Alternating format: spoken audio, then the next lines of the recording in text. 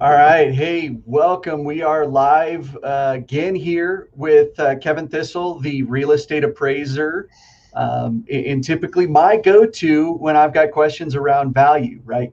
Sometimes properties are very easy to figure out what the value is, right? It's a subdivision. They built a lot of these homes. It's a townhome, and three exact same models have sold before. But not every home is cookie cutter in that way. So typically, for the more challenging properties, I reach out to Kevin to just get, pick somebody else's brain, especially as we look at, what is happening with real estate in that particular piece. So, with that, Kevin, go ahead and introduce yourself. Tell us a little bit about you and why we're chatting with you today. What makes you the real estate expert when it comes to appraisals? Maybe because I'm just old. I don't know. Um, but I've been getting a lot of phone calls lately from the realtors that I talk to confirm sales and physical data. And when I get done with that, I'm very much appreciative. And I say, if I can return the favor, give me a call. And because we're in pretty much of an extreme seller's market right now, um, the contracts that you realtors write, I believe 99% of them are probably market, but closed sales are lagging indicators. And I had a trainee, ask me a few weeks ago. She says, "How can you get a contract that's so overpriced and it's not market value?" And I asked her. I said, "Well, what's market value? What determines market value?" And she goes, supply and demand and, that kind of stuff. And I said, well, the best data that you can have are those pending sales, those contracts that just went under, that just got signed yesterday, last week, a couple of weeks ago, and where they had multiple offers, they had a lot of showing, strong demand. And she goes, yeah, but that one sold for 10 grand over or 50 grand over. How can that be? I said, because the market's changing right in front of our face. And the people they're willing to pay that. And you got little bitty supply and a whole big strong demand. And that's what it is. And unless you got somebody that's weird, maybe they were born in the house or it's the feng shui that they like, or or they're crooked and they're doing something else about it. That's pretty much it. Now, unfortunately, too many appraisers out there are punching a clock, and it's just like, okay, I got 4 hours or 6 hours to do this, and I don't know how they do it in 4 hours, especially do it right. And they run in, they run out, and they throw the data in there, and they come up at a preconceived number, and they say, nope, the realtors were wrong. Those ten contracts, those people with real money, they didn't know what they were talking about. Well, isn't that silly? Yeah. Well, you and I had this conversation a couple times recently, and this was actually very kind of personal for me because you and I called. We had an appraisal done on our refinance, right? Not a home sale. There weren't buyers throwing money at it. We were refinancing, and 2 years ago we bought the home, and the market's been very strong over the last 2 years, appreciating at a good rate. The Yep. value came back, he determined, was $9,000 more than we paid for it. Now, don't get me wrong. I'm not unhappy with the fact that it's worth more than I paid for it. Yet, the market will bring a significantly higher amount than what the appraisal came from. And honestly, I've had a lot of clients reaching out to me saying, "Hey, our appraisal came in really low on this refinance. Can you help?" Right. So, on refinances, on purchases, right, how is it that, right, we can help influence the appraiser if that value doesn't come in low? Because Kevin, to your point, value is only worth what somebody's willing to pay for it. Right, right. That's exactly right. And that's what the MLS shows you. Every one of those sales was exposed to the market for a period of time. And if you know the agent was fortunate enough or skilled enough, they got it right. But nowadays, I mean, you put it in what you think you can support based on those lagging indicators of closed sales. And, it's like, well, what do we do if somebody offers us way more? Do we tell them no? Well, I know what you're doing, and I know what some of the other, better agents are doing. They're also building in those appraisal gap clauses. Mm-hmm. And it could be a lagging indicator gap clause or whatever you want to call it. Now, in your case, I know that you pulled a bunch of data for the neighborhood, and I know that really sharp gal that you work with land title, she pulled a bunch of information based on zip codes and that kind of stuff, and that very general information showed that the market, that broader market showed more improvement than just $9,000, which is probably, what was that, 2-3% or something? It's a very small percentage overall. When last year alone, we're seeing detached homes appreciate up over 15% by themselves, right? Specifically in certain zip codes, and ours being one of those that's in high demand, right? Right, exactly right. Now, what is helpful for many of your agents or anyone else, there are lots of sources out there for market indices. Whether it's really broad and whether it comes from a federal agency or from through zip codes or some general information, that gives you an idea of where you are. But the more specific you want to be, you want to get as much data as you can from the last 12 months. Okay? And don't be so specific as far as, well, we have 5 bedrooms and they have 4. No, focus in on square footage. And it'd be ideal if you could get something within 5 or 10%. But what an appraiser is going to do, they typically, in a tract development kind of thing, like where you live, 20% bigger, 20% smaller of your gross living area. That's not including the basement. You do your search that way. Also, the size of your garage. Almost all the new stuff, everybody has a garage, but you've got a walkout basement that backs to a green belt and has the advantage across from that green belt is school property, and which provides a very nice open view for you. Okay, now sometimes that's a little harder to quantify, but you can look at it and go, wow, the quality of that's really good. I mean, so you can go, it's either really good or it's not. Yours is really good. Okay, so yeah, you can get that direction. So you get all your data together without being too specific. Okay, like for yours, I'd probably put attached garage 2+. Okay, so that'll include garages that are 2. You've got a 2-car cross with an additional tandem, so you got a 3-car tandem. But a typical buyer would also consider a 2-car or a 4-car.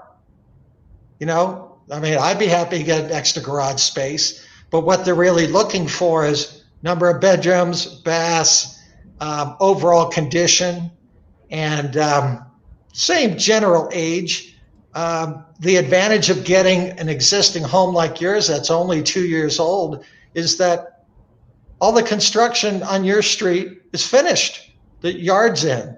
You've already got a deck. People don't have to mess around with that stuff, and they can move in next month. As soon as they close, they can move in. Where new construction, you wait 3 months or 6 months or longer.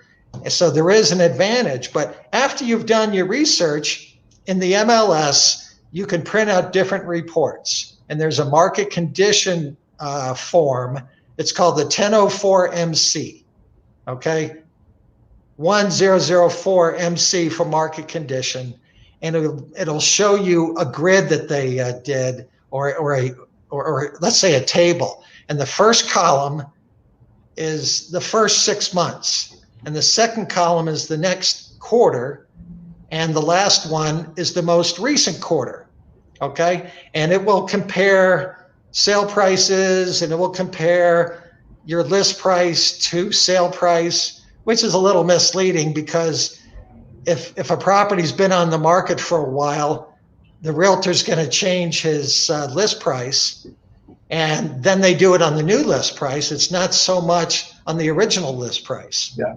Right? But it still gives you an idea of direction and what's going on and how many days on the market and that kind of a thing.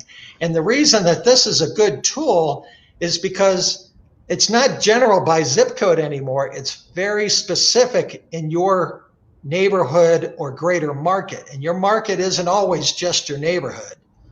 Your market may be your development plus the next one down the street that have similar access, to highways, to shopping, to all sorts of different things, similar marketability, similar appeal kind of a thing.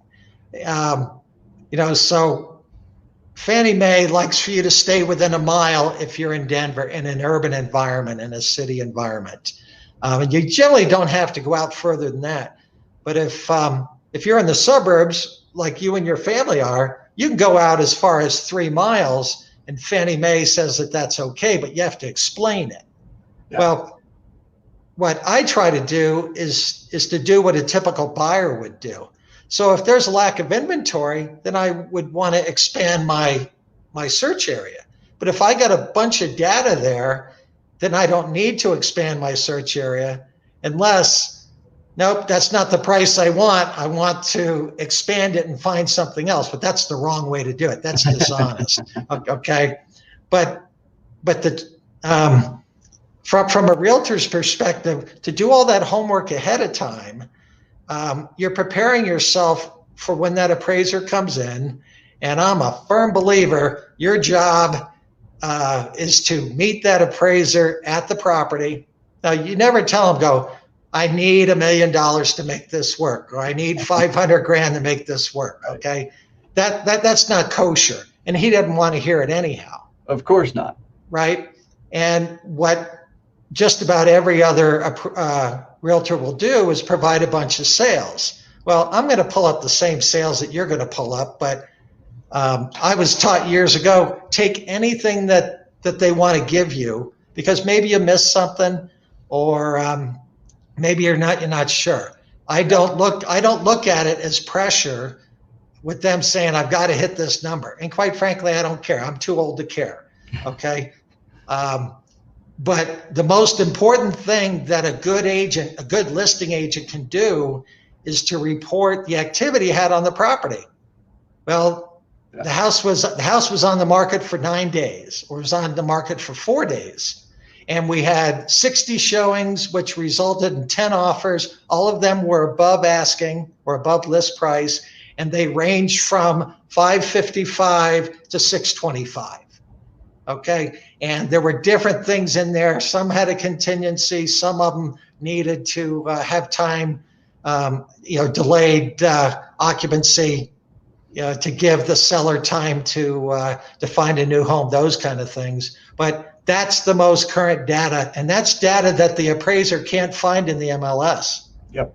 And in your case, Matt, where it was just a refinance, we looked over that appraisal, and I believe there were some pending sales in that appraisal, but that appraiser didn't give hardly any weight to those. Even at the very least, what those told them was what the market conditions were right now.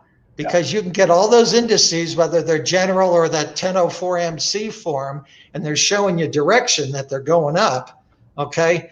But then you're showing the most current data for the directly comparable properties that you have. And it's like going, there's a 5% increase over asking, and it's even higher than what the settled sales were. So you have to make sense of that. Now, some of those appraisers, they don't care. Which is absolutely flat out wrong. And we read what your appraiser said, and that guy was an idiot, okay? And he can call me, and I'll school him if he wants. But you did your homework, but he totally neglected his responsibility to explain what was going on. Well, And, yeah, you know, want to create some context around this, right? And we're going to dive down into this appraisal report a little bit to put specifics to it. So I've pulled it up here, and we'll share that. So one, let's look at what we can do on the front end of it. So one, if you're buying a home or you're selling a home, let's have a conversation with your agent about prepping and providing information, context, really for the appraiser. And it is not just a list of the homes it sold, because they're probably going to pull those same homes. But it is what was the activity, what was the conditions of the market right at that moment that caused whatever the offer price is. And if you're a buyer's agent, maybe we take that out of the appraiser's hands, and you're writing a guarantee for cash, which, Kevin, right, is literally an agreement to pay more than the property is worth, right? Right. Now, so that's an option, and listing agents on the same side. So buyers, be prepared for that. If you're selling a home, right, a conversation to have. Now, if you're refinancing, to reach out and connect with your real estate agent. Hopefully that's me. If you're watching my Facebook Live or my YouTube channel, I'm hoping that it's me.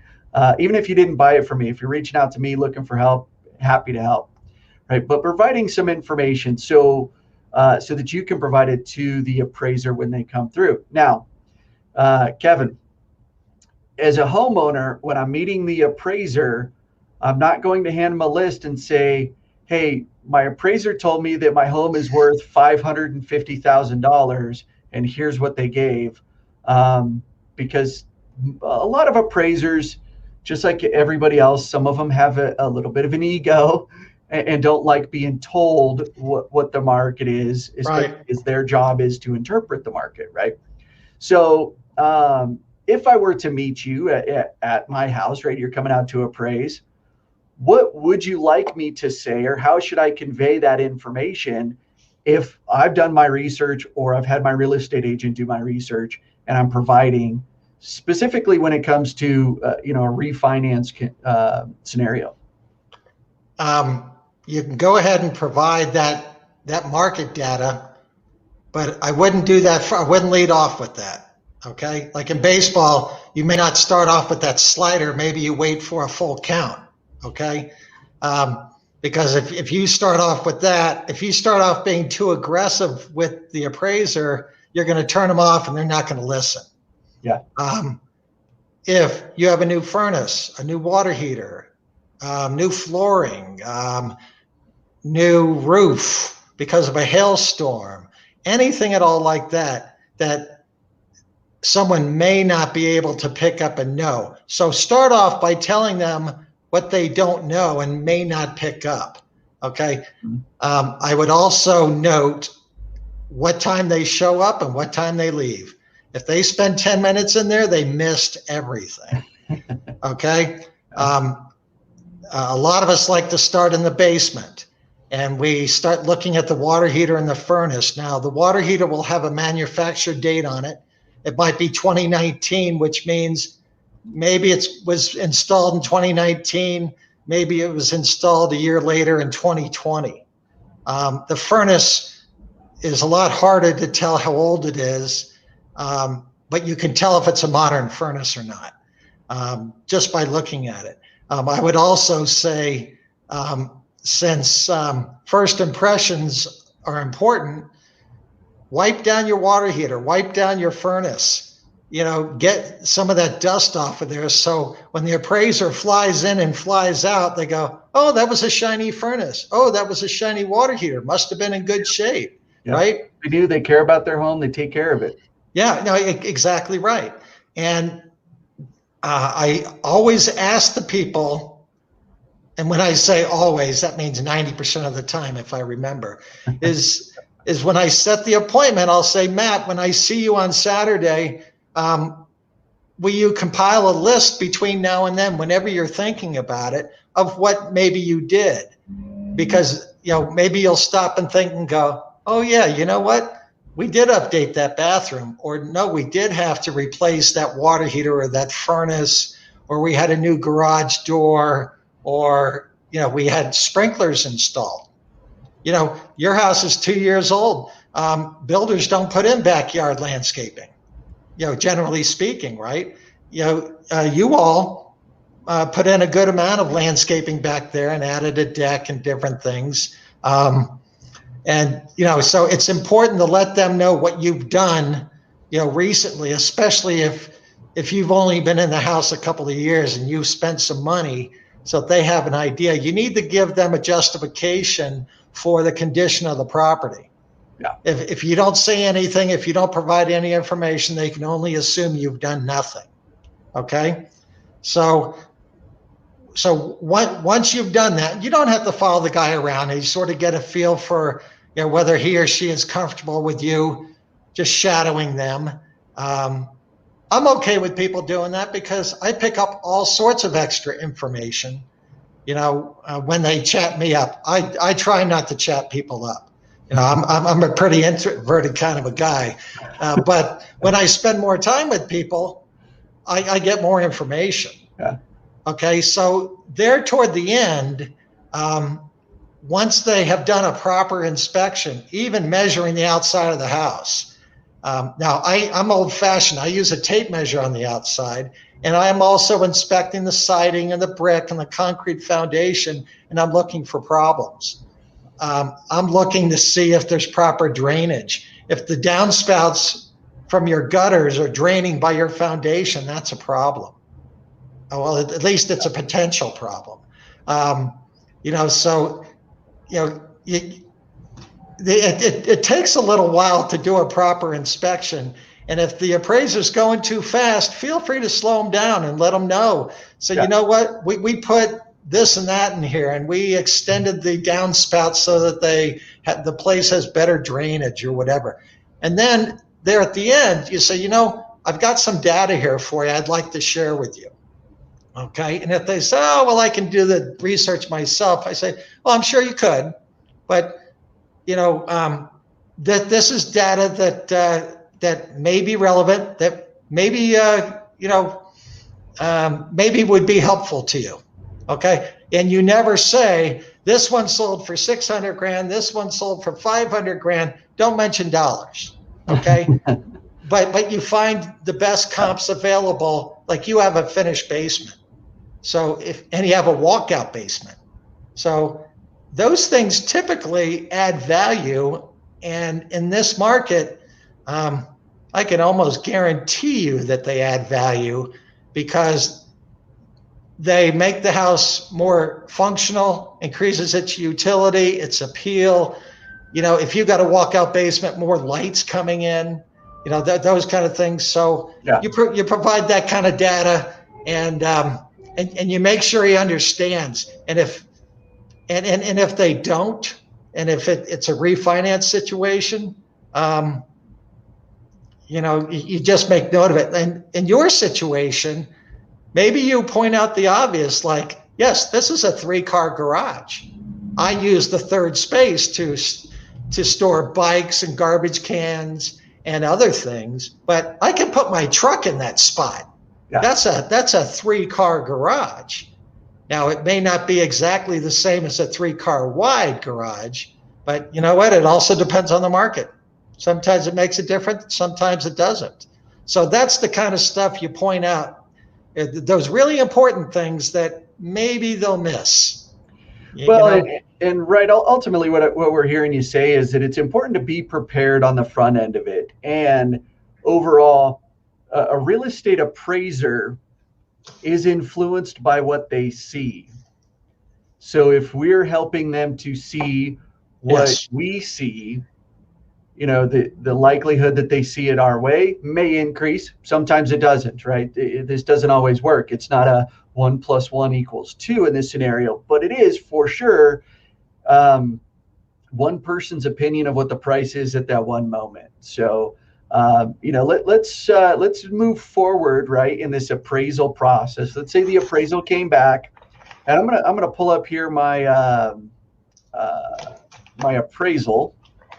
So this was the appraisal that we had recently on our house on our refinance. Um, for this. So as we walk through, there's going to be a picture of the outside of the house. There's going to be some data on the front as far as the address. Um, whoops. And I've got an error here with it. So sorry. Let me see if I can't pull this back up. Give me one moment. Well, while you're figuring that out, I'll point out something that maybe is obvious, maybe it's not. Who's that?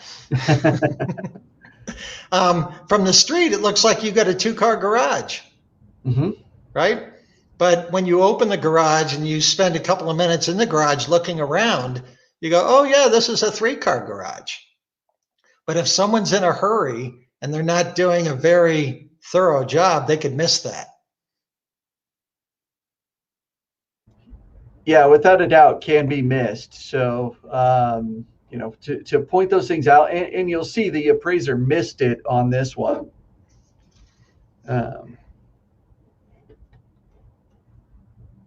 Okay, Kevin, can you still hear me? I can hear you. Okay, perfect. I had to unplug my microphone to bring this back up. So just one moment. Let's see if technology's working with me now. Okay, so sorry, don't want to include all of the information there, but you'll see right there in the middle, there's the value that he determined. So this uniform residential appraisal report that we're looking at, 30,000 foot view, not getting too deep into the weeds. What is the information here, and what do I need to know as a homeowner when I get this report back?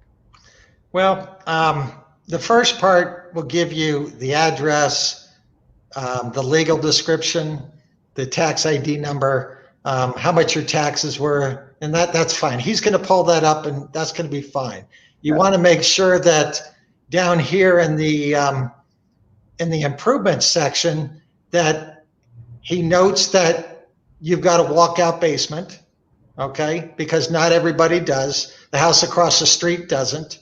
Want to make sure he's got your square footage right. Wants to make sure that he shows a finished basement. So that's the information about the improvements or the house, okay? So want to make sure he's got a 3-car, not a 2-car garage, those kind of things.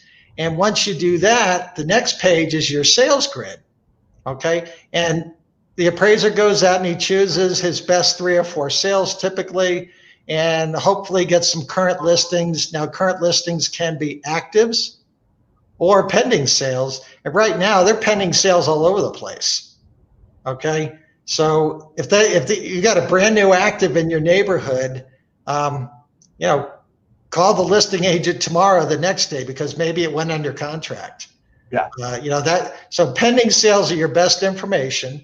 And up there at the top, it shows you either it will show you the close price, the contract price for a closed sale. But on a pending or an active, it shows you the list price. Unless, of course, when you're calling to confirm information on a pending sale, the agent is able to share that information with you because they're closing tomorrow.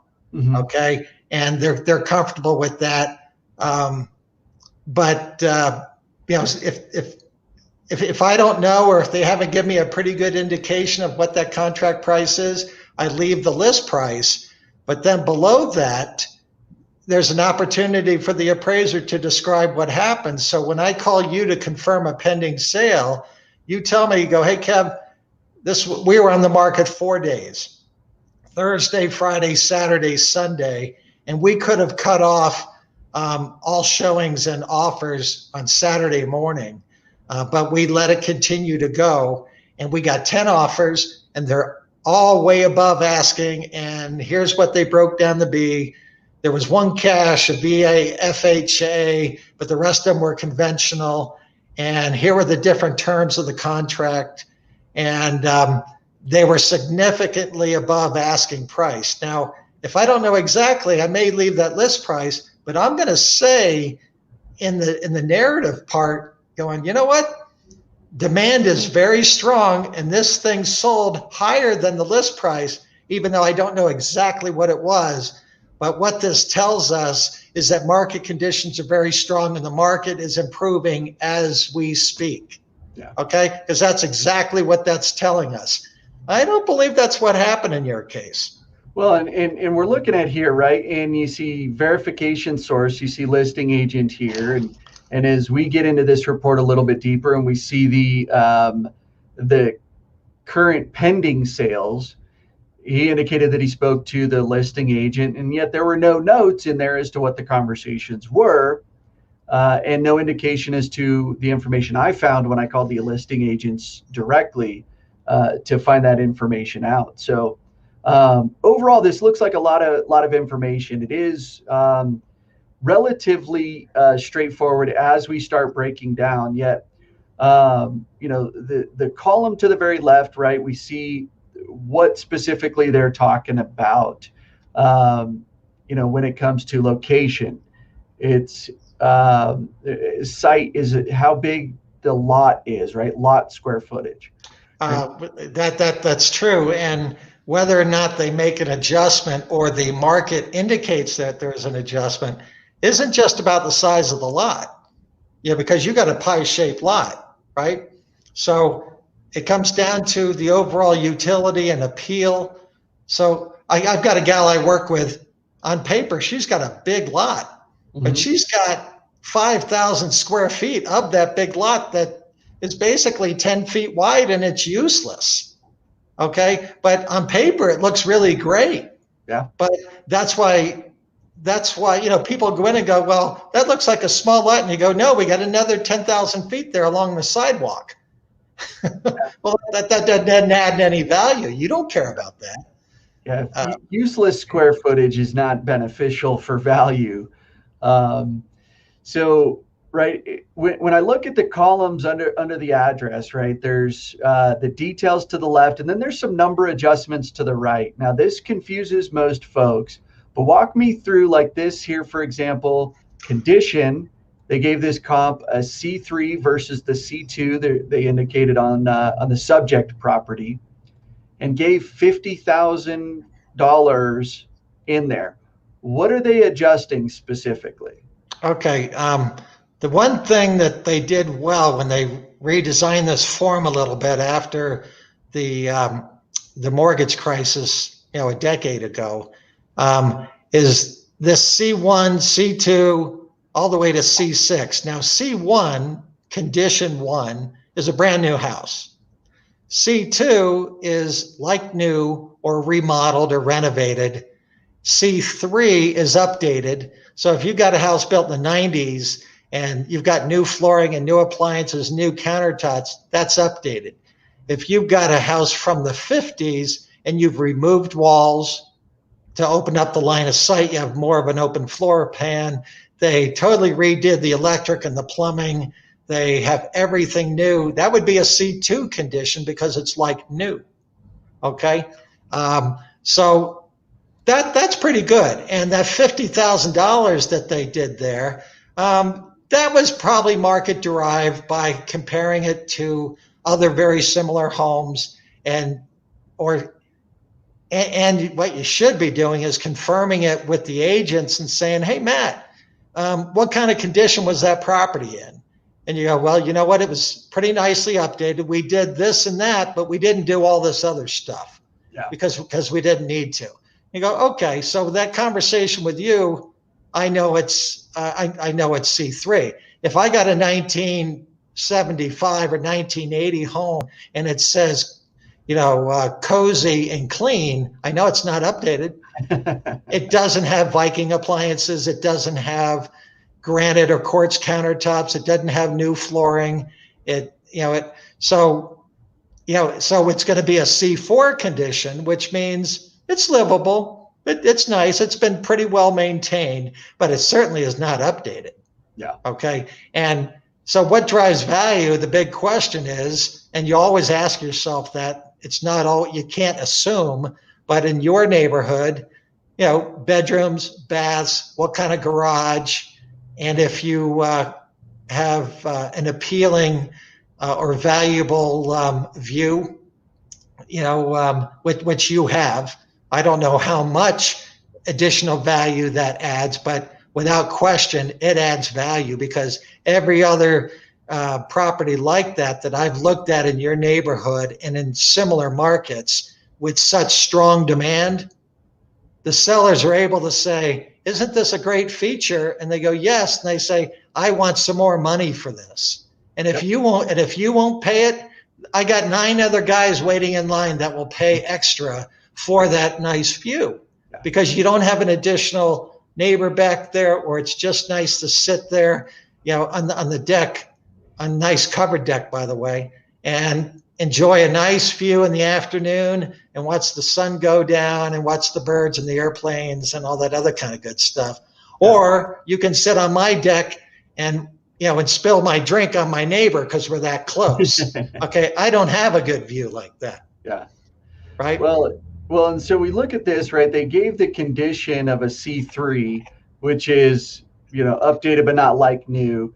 So the $50,000 was not adding value to the neighbor's home. Essentially, what the appraiser is saying is that there's $50,000 of an adjustment in my favor compared to where this one sold. Well, yeah, it's a little confusing. Most people see the positive and they say, well, they gave them more money for this and then they took away money for that. It's kind of flipped from what you would just logically think based on what they're doing. Because as we scroll down here, there's a net adjustment and then you have a gross adjustment, which would be, if we're just comparing these two, this is about where the comparison should lie for your value. Yeah, that one looks, and it's a small copy, but correct me if I'm wrong. That one's pretty similar to yours. And well, this is another home actually in a different neighborhood. One thing we have in common is we both have similar views, and it is a large lot, but you can see not very many adjustments from a dollar standpoint. And it's also a walkout, so it looks like they made a size adjustment for the living area in the basement. Right. So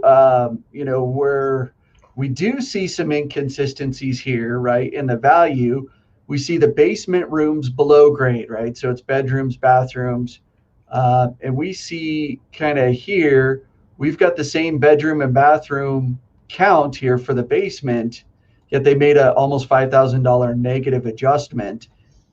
Inconsistencies in the report. And as we contest appraisals, it's better not to say you're wrong on your value, Mr. or Mrs. Appraiser. Let me tell you why you're wrong, right? It would be better to, do what we did in this scenario, which was, hey, in your own report, there are inconsistencies. And here, let's look at those inconsistencies. Right. And actually, he didn't make an adjustment. I mean, you're looking at this going, okay, you got a rec room, you got a bedroom, you got a bathroom. That's true. But if you look at that second number, he has more finished space than you have. Mm-hmm. So maybe his rec room is bigger than you. And so to have a bigger rec room, maybe that's worth another $4,000 or $5,000. Okay, so that's where that comes in. But some of these guys just do it. They're doing math, and I would check with the agent and say, well, how much extra value did you get for that extra finished space? And what was that extra finished space? Because you got that storage room, right? Mm-hmm. And just because you don't have carpet or flooring in there, I mean, what is a storage room supposed to look like? Storage. Yeah. I don't care if it's concrete. I don't care if it's cluttered. I don't care much about it as long as my boxes stay dry and your water heater and your furnace are in there. So, right. That may be a little bit of a gray area, but I think they made bigger mistakes than just that. And I think we'll continue on. Again, you see down here where the appraised value is. Now we're drawing a blank here on your pages again. So hey, Matt. Yes, sir. Matt, go back up to the first page into the neighborhood section, which is under your address. Site, okay, above the site, okay? Now, okay, pause. Okay, right there in the middle where it says, well, I can't point to it says increasing, stable, or decreasing, right? And, Yep. and it says stable. Okay, and what that's talking about are market conditions. And are the market conditions in your market, are they stable, decreasing, or increasing? And this person made a mistake because they ran through it too fast and they said, oh, it's stable. Yeah. There's no improvement in that market. But when you look at the market condition addendum and you look at those pending sales, they absolutely say that, yeah, this is a seller's market and it's improving. Yeah, so Okay. let's So pull that that's up. I want to jump to that one here specifically. So, okay, here we go. which one you pulling up? That addendum? Yeah, so I want to pull up the 1004 MC report. Now, this is, as a real estate agent, if you're not familiar with how to pull this one up, reach out, give me a call, let you know. If you're a homeowner and you need this for an appraisal, let me know. Again, we can pull this information as we look at the market conditions addendum report, and that's what we've got here in front of us. So, again, to his report, he notes specifically that the market is stable. I think anybody that's been paying attention to the videos that I've been doing with Brenna and our market update, we're seeing a rapid increase in values across the board. Now, neighborhoods might not be seeing it yet. Just on initial glance, this doesn't seem to be correct, and doesn't seem to be correct with the conversation I had with the listing agents when I called, and the real estate appraiser didn't actually make those phone calls, right? Because he would have known we're not looking at a stable market here. Okay, can I point something out, Matt? Yes. Okay, that first column there to the left, that's the first 6 months in the past year. So I believe it goes from 7 to 12. Okay, 7 to 12. Okay, and there's some number there, 498 maybe. So it's less than 500 grand, right? Yeah. So the median comparable sales price right here. Yeah, that one. 498, 950. We'll call it 499. Okay, now look at the middle column. What is that number? That's 550.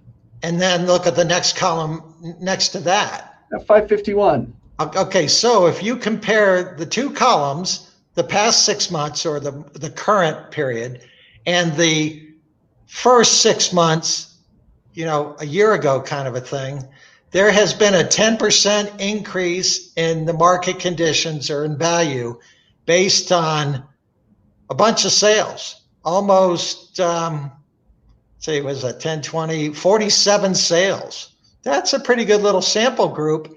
And without question, this data says, yes, the market has improved. However, this appraiser said, nope, it's stable. It's not stable. And when you compare it to the confirmed data of those pending sales, which you did, because you're a smart guy, you listen, you listen to me. I'm well coached. Yes. Well, you do well on your own anyhow. But all the agents are telling you, yeah, we had multiple offers and people are spending a lot of money and the market's really improving. So those are two different indicators right there. And that's where the big problem was. The other stuff, the sort of the mechanics of going down and adjusting each sale for square footage or bedrooms or bathrooms, that's minor stuff, relatively speaking. The big bugaboo here is that this appraiser had his head in the sand and said, oh yeah, we're in a very calm market. Nothing's happening. Nothing to see here. Go away. Well, all the other data says, yes, things are going on very well, nicely. And so it looks like generally, just looking at this, there might have been as much as a 10% increase. Now, maybe you can't attribute all of that to the increase in value, but we're pointing direction without question. Anybody, any reviewer that looks at this and says, "Oh no, that market's improving," you checked the wrong box. But apparently, you challenged that, and the guy refused to acknowledge that. Well, kind of a long story that ended up not being a big deal is I took this personally, right? As I'm sure many homeowners do, and if we're looking at current 3 months to previous 3 months, a $1,000 increase in value, you would say is a stable market. But again, if I'm only looking at the market this way with one eye open and disregarding the previous 6 months, well, that's not a fair assessment as to what's going on. So it's Right. not to say that we only look at this data or we only look at that data. You and I have had these conversations. You have to look at the entire picture as it goes as a whole instead of just the data that you want to show. That's exactly right. And I see my job as not only, as you say, interpreting the market. I like to report on, we have certain standards on reporting. So I report on the condition of the subject of the house, right? And those improvements, the condition of the neighborhood, the condition of the surrounding market, and all those things come into play. So if someone comes in, and let's say we got 10 someones that come in, are willing to pay a premium or an apparent premium for a property, you got to ask yourself why. If one guy did it and the 9 others are back near your list price, what does that tell you?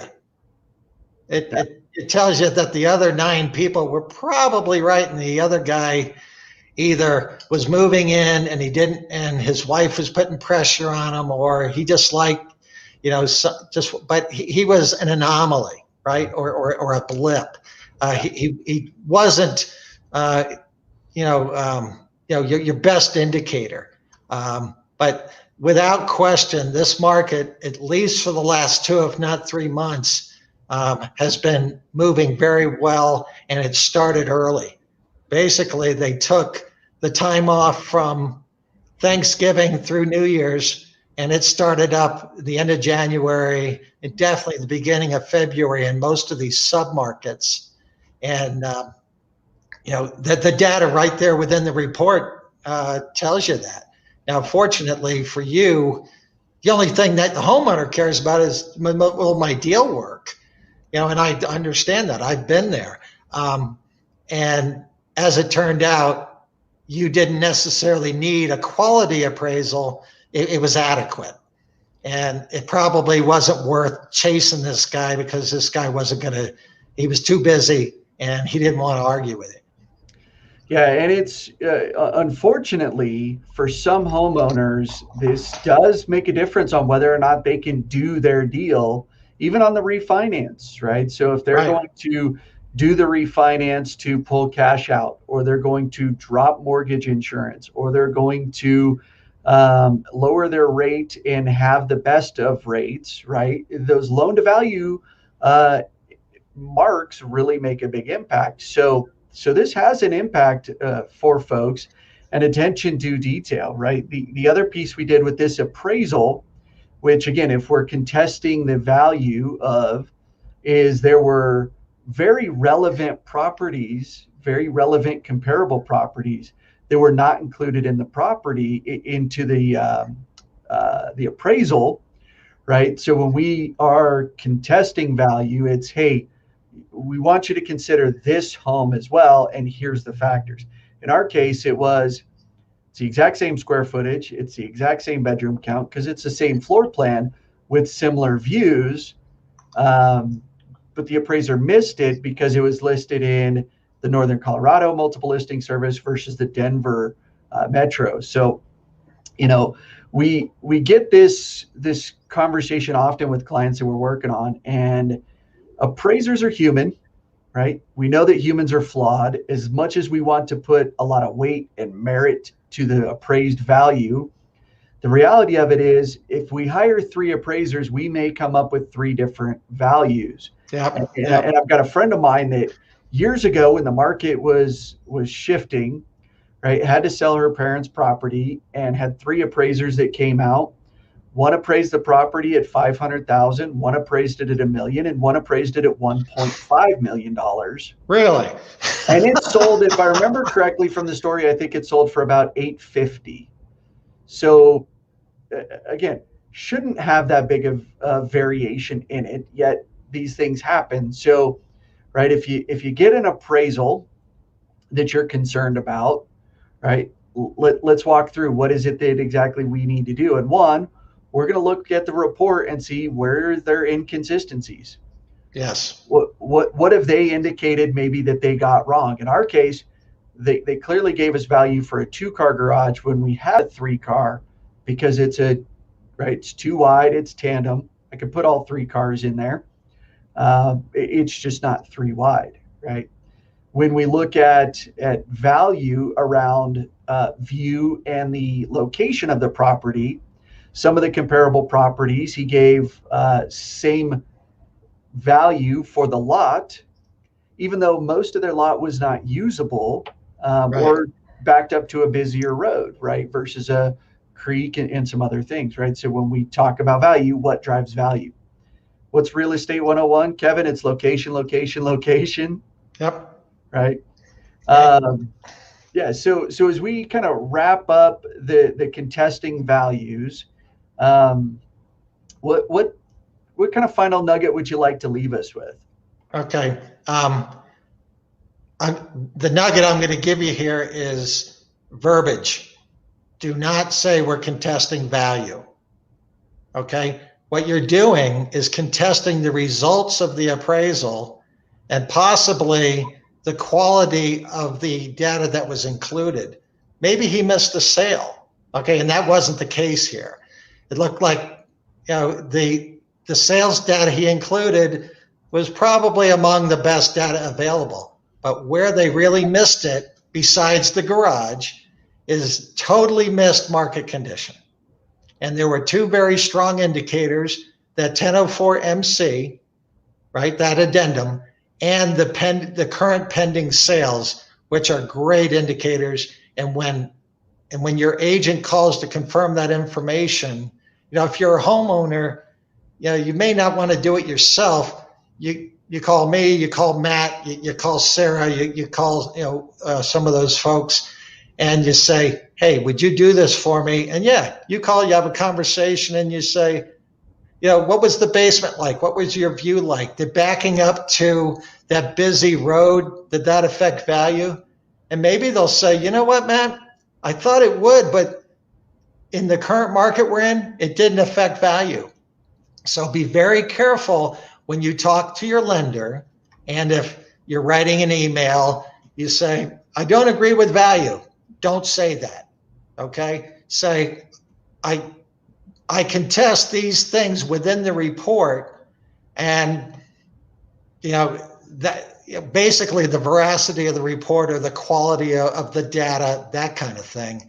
And we could even forget about the garage, and we could forget about some nitpicky little things, and we'll say nickel and dime.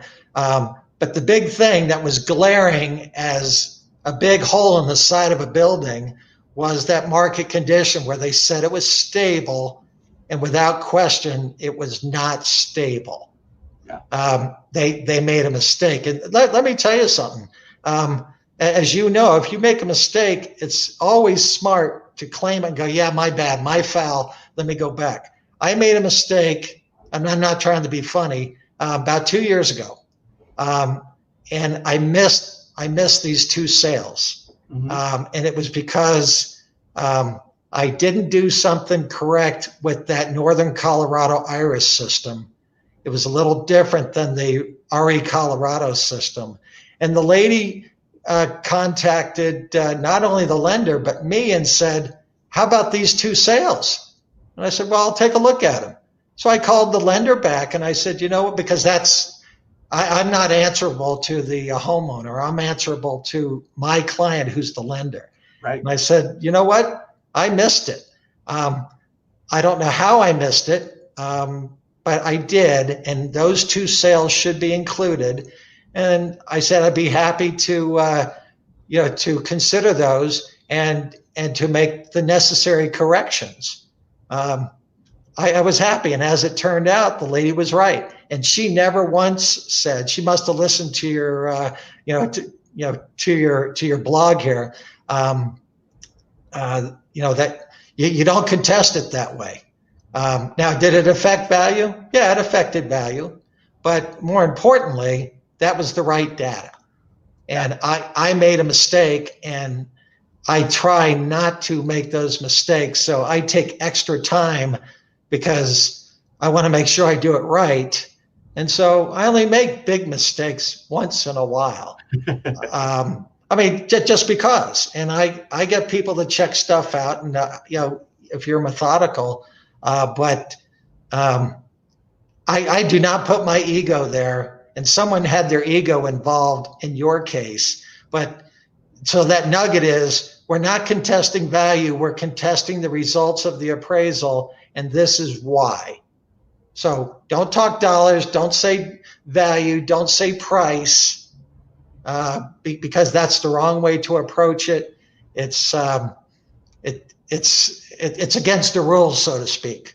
Okay, and so and for those who are your clients or past clients, and I know that you've got some people who are refinancing a house that you helped them buy a couple of years ago, and they say, Matt, I need some help prepping for this, or I need some help after the fact. Well, you do your homework ahead of time, and then you review it and say, you know what, we reviewed this, and I know it's not what you wanted, but this looks pretty good. It's pretty well supported. It makes sense. Mm-hmm. So it is what it is. So what else do we do? So I'm not able to pull as much cash out as I'd like, but I'm still able to get a better rate, and that's just what it is. Yeah. So when they talk to you ahead of time and do their homework, they get a pretty idea of what that market is, and they're as well informed as the appraiser or anybody else. So that's that, I think that's the bottom line. Well, and right to that point, if we can wait sometimes an extra 30 days, the market may move, and now we have the lagging indicators that support the numbers that we believed all the time, because we've got new homes coming on the market every day. We've got new stuff that goes pending and stuff that closes, right? So things are moving very fast. Right. If you've got questions about an appraisal coming up and you want me to go through what does the value look like for that home, what information might we want to provide to the appraiser, reach out, connect with me, let me know. If you want to connect with Kevin specifically, reach out again to me, and I'll connect you to Kevin. That way I can not bombard you with a bunch of angry real estate agents who might be mad at all appraisers, right? We'll just kind of control a little bit of that information. But and Kevin, I know you help so many other real estate agents. It's not just me.